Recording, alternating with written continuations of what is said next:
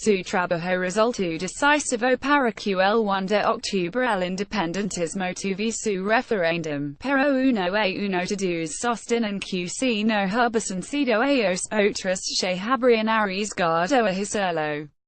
Cataluña plural conversa consiste los voluntarios que participaron en la logística del 1 solo unas horas después de que el presidente Carles Puigdemont haya dado ese volantazo al país. El domingo del referéndum, ellos abrieron colegios, transportaron urnas, interpusieron su cuerpo entre las paredes de los antidisturbios y los colegios electorales. Alguno incluso ha ido a idea parte del dispositivo para sortear la vigilancia de jueces, fiscales, policía y guardia civil.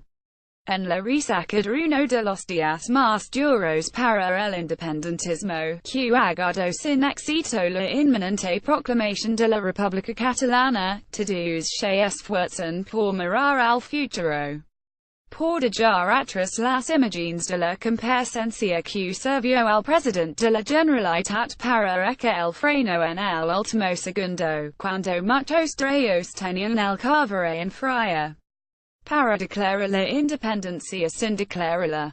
Para dar una última oportunidad al diálogo con el gobierno de Mariano Rajoy, que gran parte del independentismo ya daba por descontado.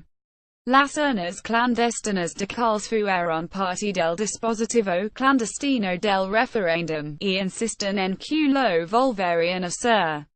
Carles, un joven documentalista de Badalona, repetiría en otra operación secreta, como la que le llevó a transportar las urnas que policía y guardia civil habían buscado por toda Cataluña durante el mes de septiembre. Según su relato, recibió un mensaje de un desconocido en su teléfono con un lugar y una hora de recogida y entrega. Él, sostiene, se limitó a ejecutar las órdenes con discreción.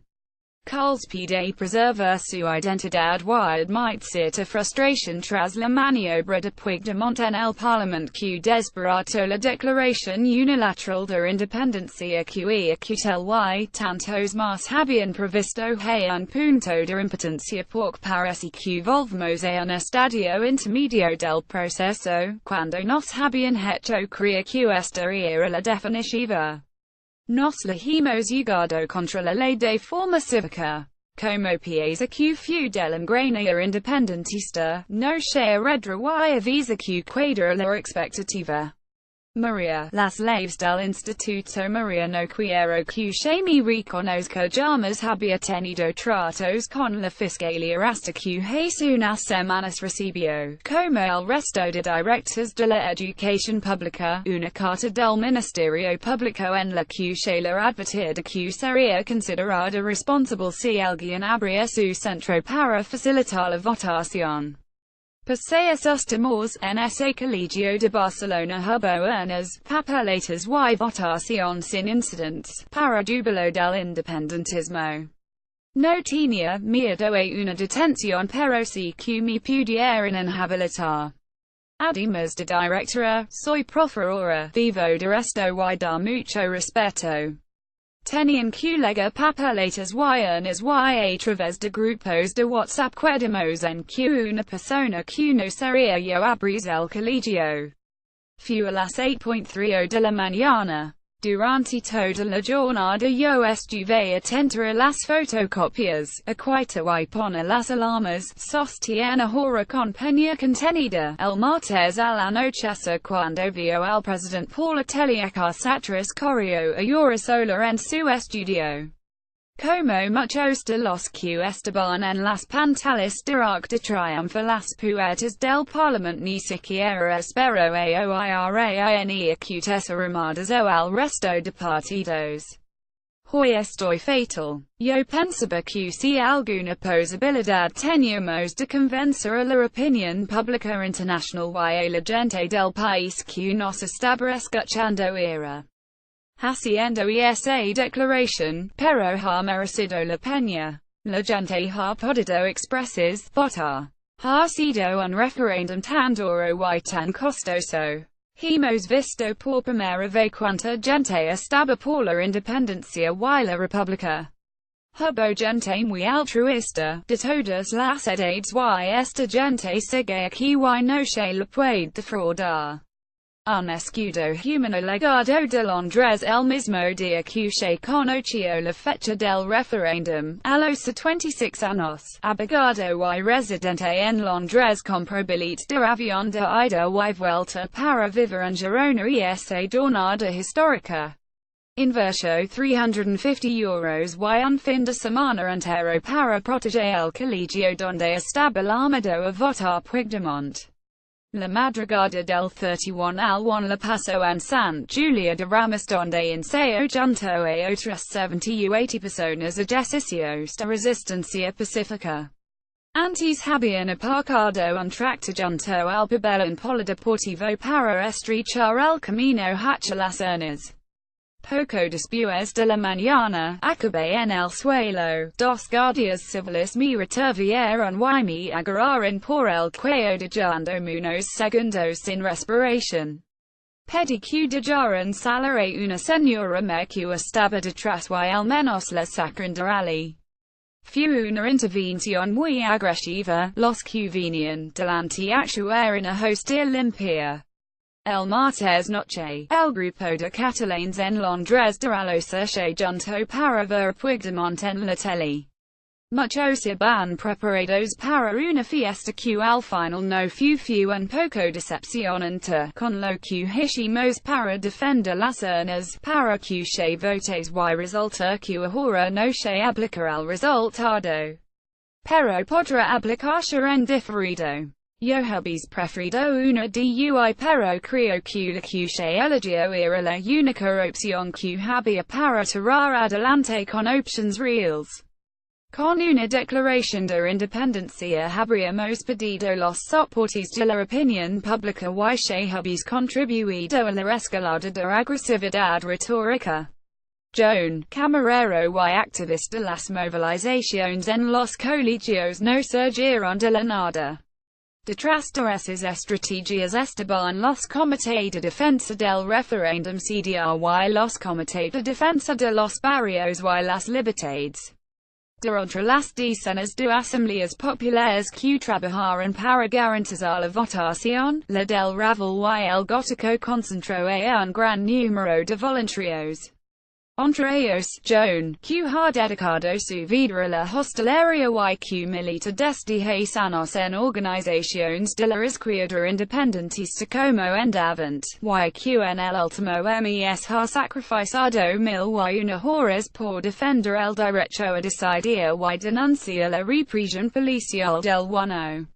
No las da por perdidas ni tras el discurso de Puigdemont. En el camino a la escuela a recoger a su hija, este activista se muestra confiado en que la defensa de las urnas ha supuesto un movimiento masivo y inclusivo en la calle, lo que no solamente servirá para el independentismo.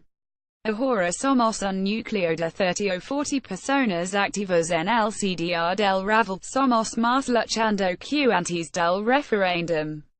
Y eso lo hemos notado en cómo han aumentado las personas para desarrollos. Por ejemplo, su tesis concluye que los catalanes están decepcionados con un líder, con la política parlamentaria pero no con la idea de la autodeterminación. John está los partidarios de separar la actividad parlamentaria y la protesta en la calle. La calle no la debe nada a entidades independentistas o al gobierno. La calle seguirá, Zania. P. Estrategia de la CUP no quiero que salga mi nombre es algo más que un militante de la CUP, la organización antisistema. Que está en shock desde la noche del martes. Cree que su formación tendrá que digerir con calma lo que ha pasado. Admiteres durante la última semana. Su aportación al no fue intelectual. Tampoco se arrepiente y sostiene que el escenario, pese a los errores, sigue abierto. Pero que el marco ha cambiado. Yo tenía una opinión de que una independencia sin matices daba todas las armas al Estado. Creo que mi posición no era meritaria dentro de la CUP. Pero puigdemont lo hizo tan mal que nos ha unido a todos. Sobre todo en lo de no firma. Hay cierto margen para el optimismo. El Estado tiene una patata caliente, no tiene fácil no tomar ninguna medida más. Volver al escenario autonómico no tiene sentido. No se van a convocar plenos en el Parlamento para hablar de la agricultura. Estamos ante una situación excepcional. Si María es la directora del Colegio Carls, el transportista de urnas uno de los organizadores del operativo en el Ravelp, una estrategia de la CUP que piensa en el siguiente paso Jordi, antiguo director de Teatro y hoy camarero en dos bares del Ravelp, es el votante de la barra del pub al colegio electoral el domingo 1 de octubre a las 4 de la madrugada. Jordi salió del pub donde pone copas los fines de semana y se dirigió a su centro de votación. Ali le dijeron que no hacían falta más voluntarios para proteger las urnas y se marchó a dormir. Por la mañana hizo 4 horas de cola bajo la lluvia para depositar su papeleta por el sí. Y media tarde regresó al centro para participar en un cordón y evitar que se robasen las urnas. No fue necesario, la policía había dejado de carga por la mañana cuando las primeras imágenes llegaron a la prensa internacional. Tampoco Jordi se reprocha nada, pese el jarro de agua fría que el independentismo sufrió en la sesión del Parlamento el 10 de octubre.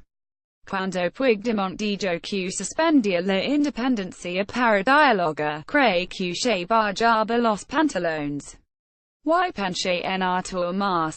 Nunca me he fiado de reacutal. Luego viendo Twitter di por hecho que es una jugada porque ya estaba todo preparado para el 155 Express. Igual es que alguien de fuera le ha pedido dialogar. Y hoy creo que o la han engañado como a un chino a puigdemont o la burguesia ha vuelto a traicionar a este país. Si lo que sí, seguro que el referéndum mereció la pena. Lo hicimos el pueblo. Yo me siento orgulloso como votante y como ciudadano. Si un día hay una república catalana habría que poner una placa en una plaza y un monumento a los informáticos y a Telegram, el canal de mensajería que sirvió para camuflar todas las órdenes que hicieron posible el referéndum del 1.